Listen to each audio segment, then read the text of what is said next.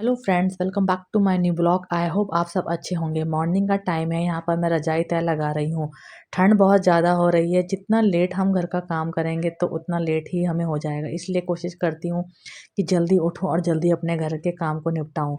यहाँ पे मैं सोफ़े के कवर को ठीक कर रही हूँ और सोफ़े के कवर को अच्छी तरह से मैंने सेट कर दिया है। उसके बाद फिर मैंने झाड़ू लगाना स्टार्ट किया। ये जो चप्पल है, ये बाथरूम की चप्पल है, तो हम इस चप्पल को बाथरूम के पास ही रखते हैं, किसी भी कमरे में लेके नहीं जाते। अच्छा नहीं लगता है कि बाथरूम की चप्पल किसी भी कमरे में लेके चले जाओ। सारे कमरे में झाड़ू मारने के बाद उसके बाद ड्राइंग रूम में झाड़ू मारना स्टार्ट किया। यहाँ पर कालीन के ऊपर से झाड़ू मार रही हूँ क्योंकि कालीन के ऊपर भी डस्ट जमा हो जाती है। तो कोने-कोने से झाड़ू मारा, उसके बाद कालीन को पलटा और कालीन के नीचे से भी झाड़ू मारा। कालीन के नीचे भी डस्ट जमा हो जाती है।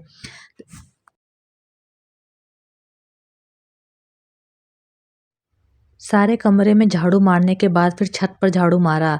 छत पर पत्ते जमा हो जाते हैं और वो देखने में अच्छे नहीं लगते हैं, तो मैंने उसे झाड़ू मार के क्लीन कर दिया। ये मैंने ग्रो बैग खरीदा था पेड़ उगाने के लिए, लेकिन इसको मैंने यूज़ नहीं किया, तो इसलिए मैंने इसका डस्टबिन बैग बना दिया। छत की सफाई करने के बाद फिर मैंने रोड की सफाई करी। रोड पे काफ़ी पत्ते जमा हो रखे थे, तो सबसे पहले मैंने यहाँ पे पानी का छिड़काव किया ताकि झाड़ू लगाते समय धूल ना उड़े। फिर झाड़ू लगाना स्टार्ट किया। फ्रेंड्स, जैसे हम घर की सफाई करते हैं इसी तरह हमें रोड की भी सफाई रखनी चाहिए। तो यहाँ पे मैंने सारे पत्ते इकट्ठे कर लिए थे और फिर मैंने इस डस्टबिन में उठा लिया था।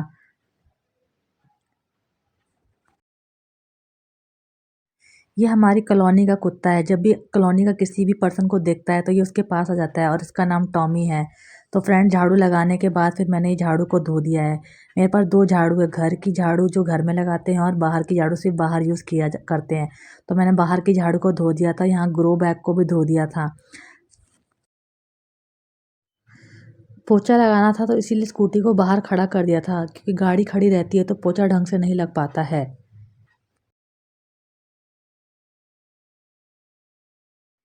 यहाँ पर मैं कमरे में पोछा लगा रही हूँ। जब भी मैं पोछा लगाती हूँ तो बेड के नीचे से और कोने-कोने से पोछा लगाती हूँ। ठंड बहुत ज़्यादा हो रही है, फिर मैं पोछा लगा रही हूँ। फ्रेंड्स, यहाँ पर मैं एक बात कहना चाहती हूँ कि चाहे ठंडी हो, गर्मी हो या बरसात हो, लेकिन मैं पोछा लगाना नहीं छोड़ती हूँ। जब तक मैं पोछा नहीं लगाती तब तक लगता ही नहीं कि घर साफ-सुथरा है। तो यहाँ ड्राइंग रूम में भी मैं पोछा लगा रही हूँ। यहाँ पापा बैठे हैं, उनको ऑफ़िस जाने का टाइम हो गया है। तो इस तरह मैंने सारे कमरों में पोछा लगा लिया है। यहाँ पर मैं वॉश बेसिन को क्लीन कर रही हूँ। वॉश बेसिन को मैं रेगुलर क्लीन करती हूँ। ऐसा नहीं है कि हफ़्ते में 1 बार, नहीं।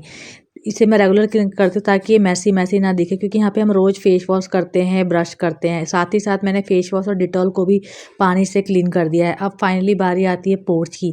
पोर्च में मैं कभी भी पोछा नहीं लगाती, क्योंकि यहाँ पे धूल-मिट्टी जमा हो जाती है। जब भी मैं पोछा लगाती हूँ तो धूल-मिट्टी दिखने लगती है पोछे से। तो इसीलिए मैं हमेशा इसे पानी से धो देती हूँ और वाइपर से इसे मैंने पूरे अच्छी तरह से पानी निकाल दिया है। तो फाइनली मेरा पोर्च का काम भी कंप्लीट हो गया है। यहाँ पर मैं चप्पल को धो रही हूँ। हमारे घर में 2 चप्पल है, एक अंदर की चप्पल, एक बाहर की चप्पल। अंदर की चप्पल हम अंदर यूज़ करते हैं और बाहर की चप्पल बाहर आने-जाने के लिए। तो अच्छा नहीं लगता है कि हम बाहर की चप्पल अंदर लेके आएँ। तो बाहर की चप्पल हम बाहर ही रखते हैं। ऐसा करने से घर में साफ-सुथरा बना रहता है और गंदगी भी नहीं होती है। यहाँ पर मैंने बेडशीट चेंज कर दी है। हफ्ते में मैं 2 बार बेडशीट तो चेंज कर देती हूँ। अगर मुझे लगता है कि बेडशीट गंदी नहीं है तो मैं चेंज नहीं करती हूँ। लेकिन पूरी कोशिश करती हूँ कि गंदी बेडशीट ना बिछी हो। तो मैंने ड्राइंग रूम की बेडशीट को भी चेंज कर दिया है। विंटर सीज़न चल रहा है तो विंटर बेडशीट बिछाई है। यहाँ पर मैं सोफ़े पे जो भी डस्ट जमा है, एक डस्टर की हेल्प से उसको पोंछ रही हूँ ताकि इस पे कोई भी डस्ट जमा ना हो। इस काम को भी मैं रेगुलर करती हूँ। ऐसा नहीं है कि हफ़्ते में 1 बार, नहीं। इसको मैं रोज़ करती हूँ, क्योंकि हम डेली इस पे बैठते हैं, उठते हैं, तो अच्छा नहीं लगता है कि धूल-मिट्टी जमा हो। इसी तरह मैंने टेबल को भी इस डस्टर की मदद से पोंछ लिया है कोने-कोने से।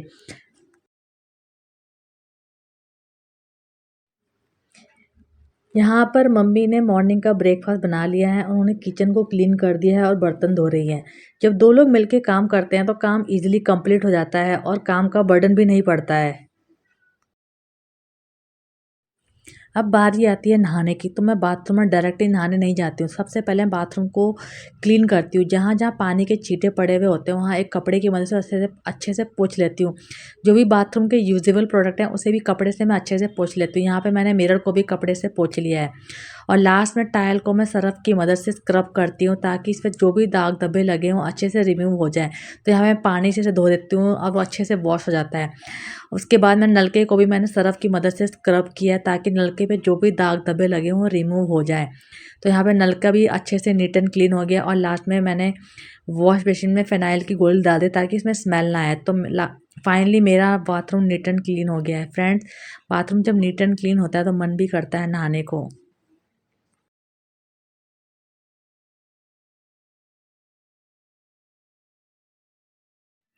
नहाने के बाद मैंने यहाँ शिव जी की पूजा करी। मेरे पास छोटे से शिवलिंग हैं जिनको मैं रोज़ जल अभिषेक करती हूँ। तो यहाँ पे मैंने शिव जी को थाली में रखा और उनका जल अभिषेक किया। उन्हें ईथर लगाया और लाल चंदन लगाया और दुबत्ती दिखाई।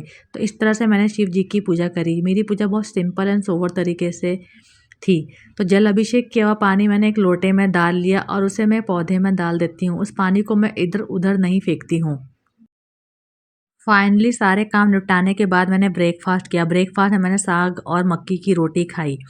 हमारी कॉलोनी में एक भैया आए थे, वो नारियल बेच रहे थे। तो वो तोड़ के दिखा रहे थे कि वो नारियल ऐसे फोड़ते हैं कि नारियल में कहीं से भी क्रैक नहीं आता है और ना ही नारियल कहीं से भी टूटता है। तो उन्होंने इस तरह से नारियल को तोड़ा कि नारियल में कहीं से भी क्रैक नहीं आया। ये साबुत नारियल उन्होंने तोड़ के दिखाया, ऊपर से इस नारियल को काट के दिखाया कि इसमें कितना पानी है। दिन का समय था, लंच बनाना था, तो लंच में पुलाव बनाया। तो पुलाव को मैंने कोई स्पेशल तरीके से नहीं बनाया है, बिल्कुल नॉर्मल तरीके से बनाया है। तो पुलाव बनाने के लिए मैंने चावल को आधा घंटा पानी में सोख करके रख लिया था और यहाँ पर गैस पर मैंने कुकर चढ़ाया, उसमें तेल डाल दिया और जीरा डाल दिया। यहाँ पे मैं टमाटर को कट कर रही हूँ, मटर को छील के रख दिया था। जब जीरा ब्राउन हो गया तो मैंने टमाटर और मटर दोनों को कुकर में डाल दिया, उससे अच्छे से मिक्स कर लिया। मिक्स करने के बाद फिर मैंने चावल को भी कुकर में डाल दिया और उसे अच्छे से मिक्स कर लिया। जब वो अच्छे से मिक्स हो गया तो इसमें मैंने गरम मसाला, हींग, लाल मिर्च, हल्दी पाउडर और नमक और धनिया पत्ता कट करके डाला और उसे अच्छे से मिक्स कर लिया। मिक्स करने के बाद उसमें पानी डाला और उसके बाद कुकर को बंद कर दिया और 2 सीटी लगने के बाद मेरा पुलाव बन के रेडी हो गया। और जब पुलाव बना तो चावल बिल्कुल अच्छे से बने हैं, बिल्कुल खिले खिले बने हैं। कहीं से भी ऐसा नहीं है कि ना पानी ज़्यादा है ना कम, बिल्कुल मीडियम क्वालिटी में चावल अच्छी तरीके से बन गया है। दिन का लंच करने के बाद फिर रात का डिनर बनाया। रात के डिनर में दम आलू, गाजर का हलवा और मेथी की पूड़ी बनाई। मेथी की पूड़ी बनाने के लिए जो सर्दियों में फ्रेश मेथी आती है उसके पत्ते को छाँट लिया था, उसे वॉश करके अच्छे से कट कर लिया था।